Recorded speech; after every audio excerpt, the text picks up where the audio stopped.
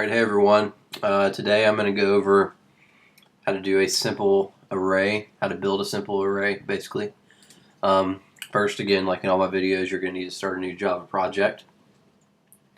And I went back and watched a couple of the videos on YouTube, and I've seen that I'm not quite zoomed in enough on the code so y'all can see it. So I'm going to try to fix that and zoom in some. That's possible here. There we go. Okay. So first thing you're going to do is just put out your skeleton code again. I'm just going to call it an array example.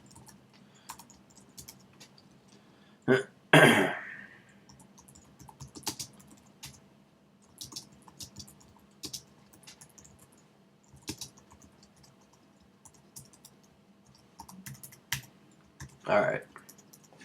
Now first thing you're going to want to do, I don't know if any of y'all have ever had any experience with arrays, but you're going to need to make an array variable, I guess you could say. And it's going to be, ours is going to be holding integers.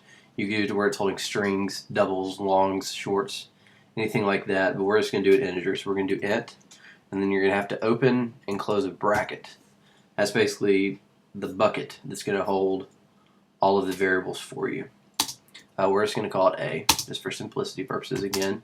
Then you're going to want to do, instead of a parentheses, you're going to want to do a curly bracket. So an open curly bracket, and we're just going to add the numbers 10 through 50. With 10, with incrementing by 10.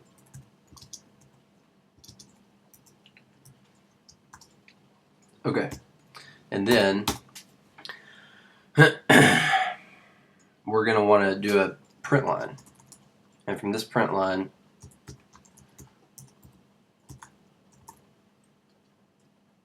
we're going to want to get the indexes of A. So if we want to print out the number 10 from this array, we're going to do print line A, open and curly, open and close bracket with 0 in the middle. So, but here we're just going to print out, I'll just put 2 and 4 inside the brackets to show you. So you're going to do something like A2 plus, let's put a space between it, plus A4.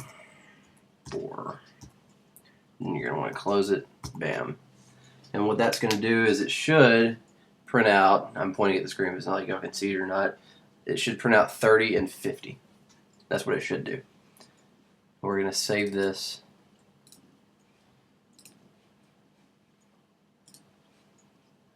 Hopefully it runs. Okay, so it printed out 30 and 50.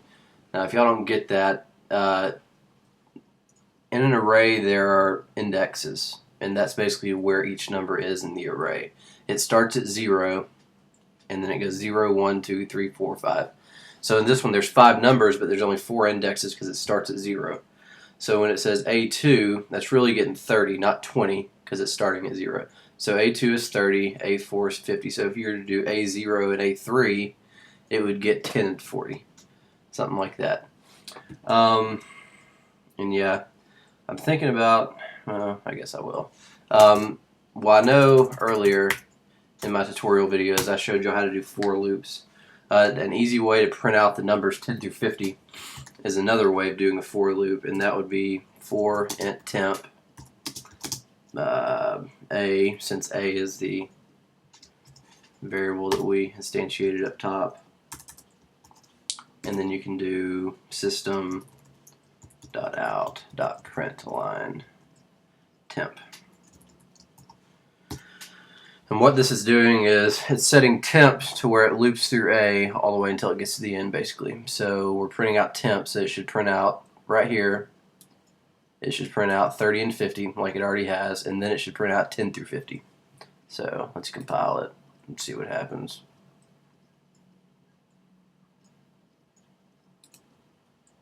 And that's what it does. And I think in my other videos I did something like A equals plus temp.